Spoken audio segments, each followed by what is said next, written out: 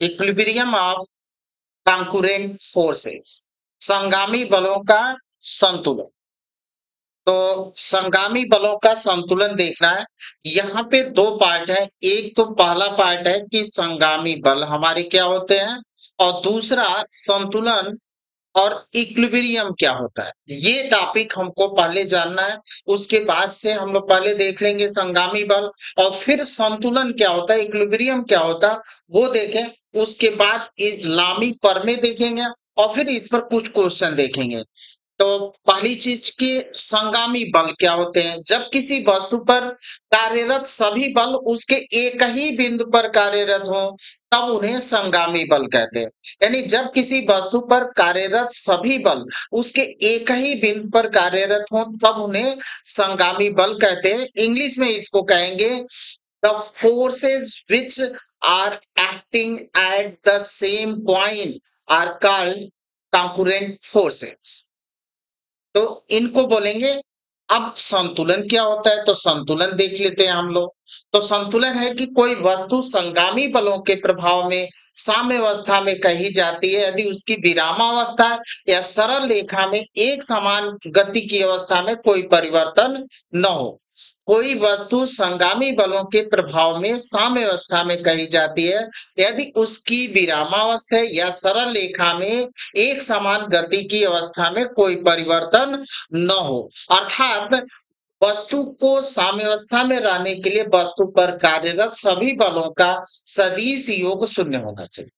यानी वस्तु इक्विलिब्रियम में तब होगी जब उस पर जितने भी बल फोर्स एक्ट कर रहा है वो किस पर, उन बलों का वेक्टर सम शून्य के इक्वल होना चाहिए, जीरो के इक्वल होना चाहिए। when the net external force on the particle is zero, तब वस्तु कही जाती है साम्यावस्था या संतुलन में।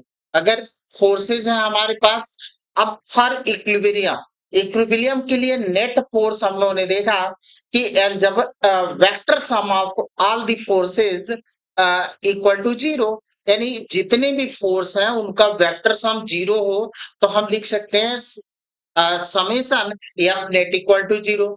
अब यहाँ पे जो एक्स डायरेक्शन का फोर्स है, वाई डायरेक्शन का फोर्स है, और जेड डायरेक्शन का सब इक्वल होंगे जीरो के।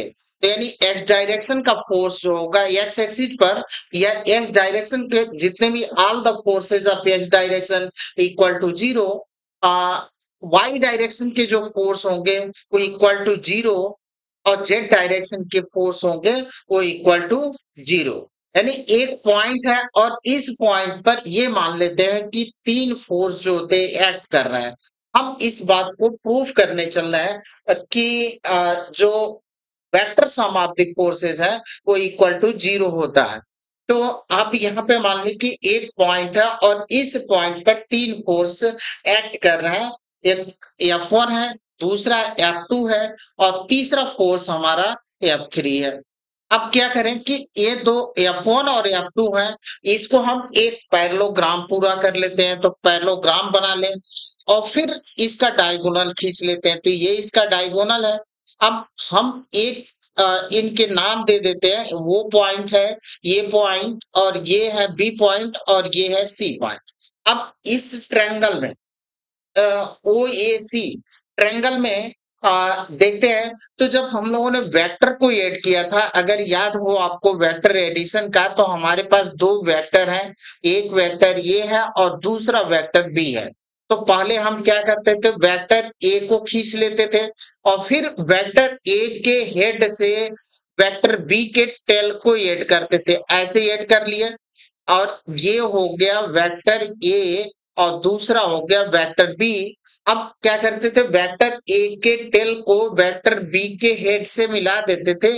ये रिजल्टेंट वेक्टर होता था आर इक्वल टू ए और प्लस बी। अब यहाँ पे भी हम वही, यहाँ पे जो हमारे पास ट्रायंगल है ओ ए सी, इस ट्रायंगल को लेते हैं और देन ये रिलेशन की हम प्रूव करें कि vector sum of all the forces equal to zero equilibrium के लिए। तो हमारा प्रूफ हो जाएगा। तो यहाँ पे और ये पॉइंट हम ले लेते हैं सी डैश। अब इसी बात को हम प्रूव कर रहे हैं। अब हमारे पास एक ट्रायंगल है ओ ए सी और ओ से ए तक देखें, और दूसरी चीज ओ बी एक वेक्टर है और ये वेक्टर जो होगा ए सी के बराबर होगा, क्योंकि जब हम किसी वेक्टर को पैरेलल शिफ्टिंग करते हैं तो वेक्टर वेक्टर पर कोई इफेक्ट नहीं पड़ता है, इफेक्ट नहीं होता है। तो अगर ओबी को एसी के पास शिफ्ट कर दे तो बात वही होगी, यानी ओ ए और फिर हमारे पास एक वेक्टर मिल जा रहा है एसी। तो यहाँ पे ओ A plus A C equal हो जाएगा ओ सी के।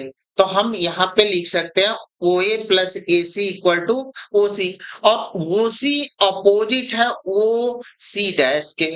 तो हम यहाँ पे लिख सकते हैं ओ सी अपोजिट माइनस ओ सी के, यानी एक वेक्टर अगर ऐसे है ए, तो अगर इसको हम अपोजिट करें तो ऐसे लिख सकते हैं माइनस ए।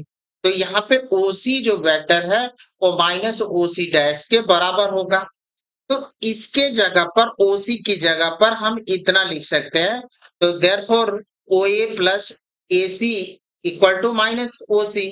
अब ओ ए की वैल्यू F1 है तो F1 लिख लिया, एसी एसी की वैल्यू जो होगी F2 और ओ सी डैश है हमारा F3 है। अब यहाँ पे एसी को हम ओबी के बराबर माने हैं, क्यों? क्योंकि अगर हम किसी वेक्टर को पैरेलल शिफ्टिंग करते हैं तो कोई इफेक्ट नहीं पड़ता है। अब आप देखें कि यहाँ से हम पैरेलल शिफ्टिंग कर रहे हैं, तो अगर पैरेलल शिफ्टिंग करें तो वेक्टर पर कोई इफेक्ट नहीं होता है, कोई इफेक्ट नहीं। तो यहाँ पे ओबी जो है एसी के इक्वल होगा। तो अब इसको हम इस तरफ लाएं तो हम लिख सकते हैं F1 plus F2 plus F3 equal to 0, यानी इसको हम ऐसे भी लिख सकते हैं F नेट इक्वल टू 0। यही था इक्विलिब्रियम के कंडीशन।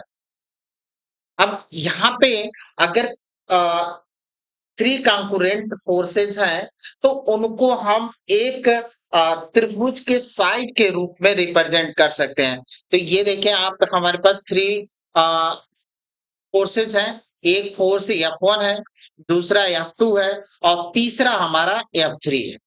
तो ये F1 F2 F3 फोर्सेस हैं। अब इनको एक त्रिभुज के साइड के रूप में रिप्रेजेंट किया जा सकता है जो सेम ऑर्डर में लिए गए हों। अब इनको नाम देते हैं, ये हमारा वो पॉइंट है, ये इसको हम ले लेते हैं बी और इसको ले लेंगे सी। अब देखें कि जो ओ ए है, ओ ए फोर्स है, उसको हमने पहले ड्रा कर लिया। अब ये वाला जो फोर्स है ओ बी, अब यहां से हम इस तरह से जोड़ दें तो इसको हम जोड़ सकते हैं ऐसे, और फिर ओसी को ये साइड हम बना लेंगे। तो ये हमारा हो जाएगा एक ट्रायंगल के साइड, ये F1 हो गया, ये हमारा F2 हो गया और ये F3 हो गया, जो सेम ऑर्डर में लिए गए हैं। यानी हम इसको ये कह सकते हैं कि तीन संगामी बल साम्यावस्था में होंगे यदि उन्हें त्रिभुज की तीन क्रमागत भुजाओं के रूप में अभिव्यक्त किया जा सकता हो। तब तीन संगामी बल साम्यावस्था में होंगे यदि उन्हें त्रिभुज की तीन क्रमागत भुजाओं के रूप में अभिव्यक्त किया जा सकता हो, रिप्रेजेंट किया जा सकता हो। तो ये भी एक इक्विलिब्रियम का कंडीशन है। अब लामी प्रमेय क्या है वो हम लोग देखते थे। लामी थ्योरम इसके क्वेश्चन करने के लिए संतुलन का या साम्यावस्था या इक्विलिब्रियम का क्वेश्चन करने के लिए काफी इंपॉर्टेंट होता है और क्वेश्चन हमारे इजी हो जाते हैं। तो ये लेते हैं कि यदि किसी बिंदु या कण पर लग रहे तीन संगामी बल संतुलन में हो तो प्रत्येक बल अन्य दो बलों के बीच के कोण की जया यानी साइन के अनुक्रमानुपाती होता है। इसी बात को हम अंग्रेजी में कह सकते हैं कि लामी theorem state that when three forces acting at a point are in equilibrium, then each force is proportional to the sine of the angle between the other two forces। अब यहाँ पे ड्रा कर लेते हैं कि एक पॉइंट है, इस पर तीन संगामी बल वर्क कर रहे हैं, एक F1 है, दूसरा F2 है और तीसरा हमारा F3 है। अब F1 और F2 के बीच का एंगल ले लेते हैं कि अल्फा है, और ये F2 और F3 के बीच का एंगल लेते हैं बीटा है, और F1 और F3 के बीच का एंगल लेते हैं जो गामा है। तो लामी थी अकॉर्डिंग टू लामी थ्योरम F1 यहाँ से ले सके F1 upon sine alpha, F2 upon sine beta और F3 अपॉन साइन गामा। तो ये इस तरह से हम लोग लिख सकते हैं। यहाँ पे थोड़ा सा मिस हुआ है, ये अल्फा होना चाहिए F1, और ये हम बीटा ले लें, और ये F3 को ले लेते हैं गामा, इस तरह से ले लें। यानी F1 ले रहे हैं तो F2 और F3 के बीच का एंगल है अल्फा, तो F1 अपॉन साइन अल्फा। अगर F2 ले रहे हैं तो F2 जो हमारे F1 और F2 रिमेनिंग फोर्स है, F3 इनके बीच का एंगल बीटा है, तो F2 अपॉन साइन बीटा। अब F3 लेना है तो F3 का F1 और F2 रिमेनिंग फोर्स है, इनके बीच का एंगल है गामा, तो हम F3 अपॉन साइन गामा लेंगे। तो इस तरह से F1 और F2 और F3 के बीच का अल्फा मान लेंगे, और ये F1 और F2 के बीच गामा, और F1 और F3 के बीच का हम एंगल ले लेते हैं बीटा। तो ये हमारा होगा F1 upon sine alpha equal to F2 upon sine beta, F3 upon sine gamma. अब आपको इसको ये ध्यान देना है कि अगर F1 ले रहे हैं तो रिमेनिंग फोर्स F2 F3 बचे, इनके बीच जो एंगल है वो नीचे आएगा साइन अल्फा। तो यहाँ पे अल्फा है, हमने अल्फा लिया। F2 आप ले रहे हैं तो F2 रिमेनिंग फोर्स F1 और F2 है, इनके बीच एंगल है साइन बीटा, तो लिखा साइन बीटा। अब आप F3 ले रहे हैं तो F3 remaining force F1 F2 है, तो इनके बीच का एंगल है गामा, तो F3 अपॉन साइन गामा। इस तरह से हम लोग इसको ले लेंगे, और ये कहलाता है लामी थ्योरम। और लामी थ्योरम जो होता है कि संतुलन के क्वेश्चन करने के लिए बड़ा ही इंपॉर्टेंट होता है। अब क्वेश्चन कुछ लेते हैं जहां पे लामी थ्योरम भी लगाएंगे और इक्विलिब्रियम का कंडीशन भी लगाकर प्रूव करके दिखलाएंगे आपको। तो क्वेश्चन है हमारा पहला। अब ये मान लेते हैं कि हमारे पास हमारे कोचिंग का बोर्ड है आरपीएस, और ये 5 किलो का है, और ये दो हमारे पास वायर है या कहे डोरी है, जिसमें हमने टांग रखा है। एक रिजिड सपोर्ट है, यहाँ पे रिजिड सपोर्ट से इसको हमने टांग दिया है। अब ये पॉइंट है और ये बी पॉइंट, और इसको हम मान लेते हैं सी पॉइंट। और ये कंडीशन है कि ए बी ए सी और बी सी सब के सब इक्वल है, तो A B equal to B C equal to A C. और जी जो है यहाँ पे 10 मीटर पर सेकेंड स्क्वायर दे रखा है, और जो बोर्ड है वो 5 kg का है। तो यहाँ पे जो वेट होगा बोर्ड का W इक्वल टू 5 G, और G की वैल्यू हम रख लें तो 5 × 10 यानी 50 न्यूटन का वेट ये हो जाएगा। अब ये W ये, और यहां से अब देखें इसको हमने क्या किया कि इस तरह से बना लिया। अब ये टेंशन है, तो टेंशन वाला जब फर्स्ट लेक्चर मैंने बताया था, तो टेंशन जो होता है हमेशा, अगर बोर्ड यहाँ पे है तो टेंशन हमेशा अपोजिट होगा। तो अगर इस जगह पर मान लें तो ये इसके अपोजिट यहाँ पे टेंशन है, और इसके अपोजिट तो टेंशन यहाँ पे और ये टेंशन यहाँ पे। स्ट्रिंग चूंकि एक ही है, इसलिए दोनों में टेंशन समान होगा, और ये हमारा 50 न्यूटन का हो गया। अब एंगल तो यहाँ पे देखे, अगर ए बी सी सी है तो ये इक्विलेटरल ट्रायंगल होगा, तो सबके सब 60 डिग्री, ए भी 60 डिग्री का होगा और ये भी हमारा 60 डिग्री का होगा। अब दो कंडीशन है, एक तो बैलेंस का कंडीशन है और एक लामी थ्योरम है। दोनों से हम यहाँ पे यूज करके इसको सॉल्व कर सकते हैं। अब यहाँ पे ले लिए तो ये 30 डिग्री का होगा, ये भी 30 डिग्री का। और एक आप देखें कि लामी थ्योरम लगाए तो ये अगर 30 डिग्री का है तो ये कितने का हो जाएगा, ये हो जाएगा हमारा 150 का। 150 का, क्योंकि ये नेट हमारा 180 होना चाहिए। तो ये हमको पॉइंट मिल गया यहाँ पे कि एक टेंशन टी इधर लगा, डब्लू हमारा इधर है, और एक टेंशन इस तरफ लगा है, और इसमें एंगल जो है 60 डिग्री, इसमें 150 और इसमें भी 150। अब ये आपको देखना है कि टी टी ले रहा है तो रिमेनिंग एक टी ये बचा और डब्लू, तो इसमें 150 यानी टी अपॉन साइन 150, और डब्लू ले रहा है तो रिमेनिंग ये टी और ये टी, इसके बीच एंगल है 60, डब्लू अपॉन साइन 60। अब साइन 150 की वैल्यू फाइंड कर लेंगे, तो साइन 150 की वैल्यू इस तरह से निकाल सकते हैं 180 माइनस 30, ये हो गया। अब इस तरह से आफ्टर स्कूल टू कॉलेज, अब 180 माइनस 30 यानी सेकंड क्वाड्रेंट में, और सेकंड में साइन जो होता है पॉजिटिव होता है, और 180 के साथ जो हमारे फंक्शन होते हैं वो चेंज नहीं होते हैं, यानी साइन 30 डिग्री, और साइन 30 डिग्री की वैल्यू होती है 1/2, तो ये हम लिख सकते हैं, और 60 की वैल्यू √3/2, 2 से 2 मर गया, t इक्वल टू 15/√3, तो ये हम टेंशन हमको मिल गया, यहाँ से इसको हम इरेज कर देते हैं, यानी t इक्वल टू हमको मिल जाएगा 50/√3 न्यूटन। अब इसको हम संतुलन जो इक्विलिब्रियम का कंडीशन है उस पर भी इसको हम सॉल्व कर सकते हैं, यही चीज। अब ये तो हमारा ही है, और यहाँ पे एंगल बन रहा है 30 डिग्री, 30 डिग्री, ये भी एंगल बन रहा है 30 डिग्री। अब इस पर एक होगा और एक इस पर कंपोनेंट होगा, तो ये भी हम ले लेते हैं, ये हमारा काम। अब देखें कि जो बेस पर कंपोनेंट होता है वो कास का होता है, और जो परपेंडिकुलर पर कंपोनेंट होता है वो साइन का।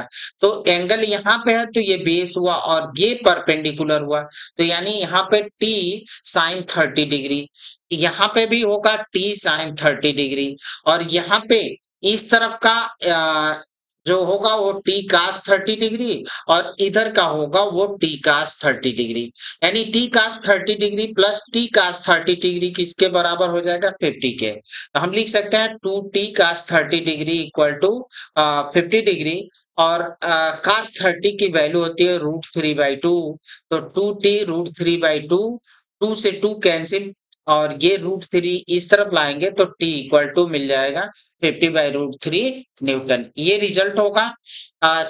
फिर हम ले लेते हैं यहाँ पे क्वेश्चन लेते हैं, तो ये हमारा क्वेश्चन है कि यहाँ पे एक ब्लॉक है और इस ब्लॉक पर हम फोर्स लगा रहे हैं, और फोर्स लगा कर इसको हम क्या करते हैं कि वर्टिकल से ये 60 डिग्री जब एंगल बनाने लग रहा है वहां पे ले जाकर इसको हम रख दे रहे हैं, तो इसको हम इस तरह से बना ले, ये फोर्स लगाए और फोर्स लगा, ये 10 केजी का ब्लॉक है, और इस फोर्स के थ्रू हम इसको 50 डिग्री 60 डिग्री एंगल पर ले जाकर छोड़ देते हैं, तो यहाँ पे जो एंगल हमारा बन रहा है वो 60 डिग्री का बन जा रहा है। तो इस फोर्स की वैल्यू हमको फाइंड करने के लिए कह रहा है, तो अब यहाँ पे देखें कि ये 60 है तो ये भी 60 डिग्री होगा, क्योंकि जहां जेड से बनता है वो एंगल सेम होते हैं, तो यहाँ पे हम देखें कि ये जेड शेप इस तरह से जेड शेप बन रहा है, तो ये भी 60 होगा। तो इसका जो एक कंपोनेंट जो यहाँ पे टेंशन होगा, इसका कंपोनेंट होगा टी कास 60 डिग्री, और इस तरफ का जो कंपोनेंट होगा वो टी साइन 60 डिग्री, और इधर फोर्स लगाएं, और ये जो 10 केजी का है तो वेट जो होगा डब्लू, यहाँ पे जी की वैल्यू हमको 10 ही लेना है, तो 10 जी और 10 इंटू 10 कर देंगे तो 100 न्यूटन, यानी डब्लू वेट जो होगा वो 100 न्यूटन का हो जाएगा। अब हमको फाइंड करना है फोर्स को, तो T sine 60 F equal to हो रहा है, तो हम, और टी कास 60 जो होता है 100 के बराबर होता है, तो हम पहले ले लेते हैं टी कास 60 इक्वल टू ये टी कास 60 इक्वल टू 100, और कास 60 की वैल्यू होती है 1/2, तो 1/2 और 2 को इधर मल्टीप्लाई कर दें तो टेंशन हमको मिल गया 200 न्यूटन का। अब ये फोर्स जो है टी साइन 60 का है, तो साइन 60 की वैल्यू होती है √3/2, तो 200 √3/2 ये 100 हो जाएगा, तो हमको मिलेगा 100√3 न्यूटन, ये रिजल्ट होगा। अब एक क्वेश्चन और लेते हैं, बेहतर क्वेश्चन है यहाँ पे यम द्रव्यमान को किसी अवितान्य डोरी से लटकाया जाए। अवितान्य का मतलब जिसमें जो तनती नहीं हो। क्षैतिज डोरी में तनाव होगा हमको क्षैतिज। क्षैतिज का मतलब वर्टिकल ये है, तो इसमें जो टेंशन होगा इस डोरी में उसको हमको कैलकुलेट करना है। तो अब ये हम मान लेते हैं यम है तो टेंशन यहाँ पे T2 सपोज कर लेते हैं, यहाँ पे T1। तो ये अब यहाँ पे दे रखा है 30 डिग्री का। ये क्वेश्चन में दे रखा है 30 डिग्री। ये 30 डिग्री है, तो ये हमने मान लिया T1 जो हमारी हॉरिजॉन्टल डोरी है आ, उसमें T1 टेंशन है, और ये जो है उसमें T2। ये T2 टेंशन और ये T1 टेंशन। अब यहाँ 30 है तो ये भी 30 होगा, 30 डिग्री का, क्योंकि जेड शेप बन रहा है। तो अब ये जो इस पर कंपोनेंट होगा वो कितना होगा हमारा, इस पर जो कंपोनेंट होगा वो हम लिखेंगे T2 cos 30 डिग्री, और इस पर जो कंपोनेंट होगा वो T2 sin 30 डिग्री का। और यहाँ पे जो वेट होगा वो एम जी। तो T2 sin 30 हमारा किसके बराबर हो गया, mg के इक्वल। और T2 cos 30 T1, अब हमको यही फाइंड करना है, T1 ही फाइंड करना है। तो यहाँ से T2 sin 30 degree equal to mg। sin 30 की वैल्यू 1/2, तो T2 into 1/2 equal to mg, यानी T2 हमको मिल जाएगा 2mg। और T1 इक्वल टू हो जाएगा T2 cos 30। और cos 30 की वैल्यू होती है √3/2, और T2 हम लोग फाइंड कर चुके हैं 2mg। तो यहाँ से हम रख सकते हैं 2mg mg, और √3/2, 2 से 2 मर गया तो मिला हमको T1 √3mg। ये होगा जो हमारी हॉरिजॉन्टल डोरी होगी उसमें टेंशन। Thank you.